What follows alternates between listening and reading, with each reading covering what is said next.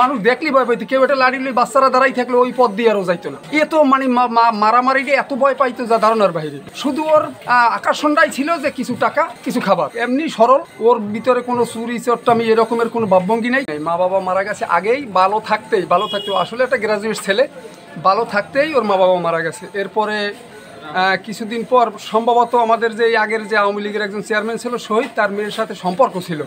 তো এই সম্পর্কের জের ধরে আর কি ওর ব্রেনটা শর্ট হয়ে যায়, ও মানসিক ভারসাম্যহীন হয়ে যায়। তো হয়ে যাওয়ার পর ওই মানে একেবারে পাগলের মতো হাঁটা চলা, এবং মানুষ দেখলে খুব ভয় পাইতো আর কি। মানুষ দেখলেই ভয় পাইতো, কেউ এটা লাড়ি লই বাচ্চারা দাঁড়াই থাকলে ওই পথ দিয়ে আরও যাইতো না। এ তো মানে মারামারিকে এত ভয় পাইতো যা ধারণার বাইরে। শুধু ওর আকর্ষণটাই ছিল যে কিছু টাকা কিছু খাবার, কিছু টাকা কিছু খাবার, এই পর্যন্তই ওর চাহিদা। এর চাহিদা বাড়তি কোনো ওর চাহিদা নেই। যদি কেউ দিলে না দিলে এই একটা জিনিস আছে, আপনার হাত থেকে নিয়ে নেবে, এই যে দেন দাও, নাইলে আমার খাওয়ান দাও, নাইলে আমার 50 টাকা দাও। এছাড়া ওর বাহ্যিক কোনো চাহিদাই ছিল না, এমনি সরল, ওর ভিতরে কোনো চুরি চট্টামি এরকমের কোনো ভাবভঙ্গি নাই। কিন্তু ওই খাবারের জন্য যা কিছু প্রয়োজন, খাবার যখন খাবার প্রয়োজন, বেঁচে থাকার জন্য যা প্রয়োজন এর বাইরে কিছু কোনোদিন কারোর সাথে কিছু বেয়াদবিও করে নাই। দৃষ্টান্ত নাই এরকমের এই বাংলাদেশের বুকে আমরা শুনি নাই যে এইরকমের কোনো একটা মানে ভালো একটা ছাত্ররা এরকমের করতে পারে। এর সর্বোচ্চ দৃষ্টান্তমূলক শাস্তি, যা অন্তত আমাদের শুধু বাংলাদেশ না, বহির্বিশ্বেও যেন দেখে এরকমের যেন আর কোনো রাষ্ট্র থেকে যেন এরকমের আর কোনো রকমের পরিস্থিতি না হয়, এটাই আমাদের দাবি। ওর পাগলামি রাস্তাঘাটে পথে ঘাটে আসলে ওর মানসিক ভারসাম্যহীন থাকলে যা হয় সেই রকমই, এবং মাঝে মধ্যে অন্যের কাছে টাকা পয়সা চাওয়া, ক্ষুধা লাগলে কিছু চাওয়া, হোটেলে গিয়ে ভাত চাওয়া।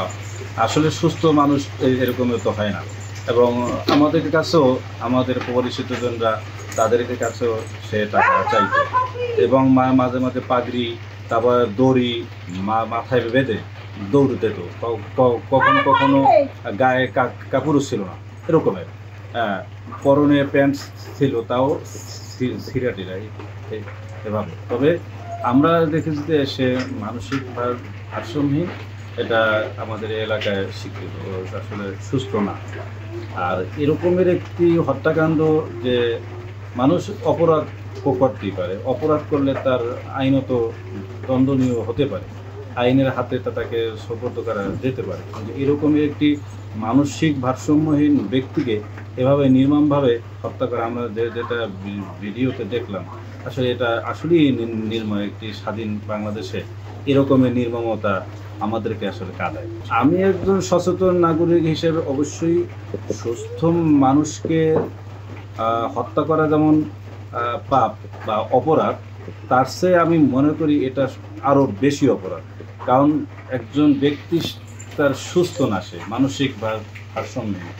আমাদের সচেতন মানুষ হিসেবে আমরা মনে করি যে একজন মানসিক ভারসাম্যহীনকে আমাদের আশ্রয় দেওয়া, খাবার খাওয়ানো, কাপড় চোপড় দেওয়ানো, আমরা সেটা না করে আমরা তাকে একটি মোবাইল চুরির অপরাধে আমরা তাকে এইভাবে পিটিয়ে হত্যা করেছি। এটা আসলে দুঃখজনক। আমরা দৃষ্টান্তমূলক শাস্তি চাই, বিচার চাই, এবং এই স্বাধীন বাংলাদেশে এরকমের দ্বিতীয় কোনো তোফাজ্জল হত্যা হোক, এটা আমরা চাই।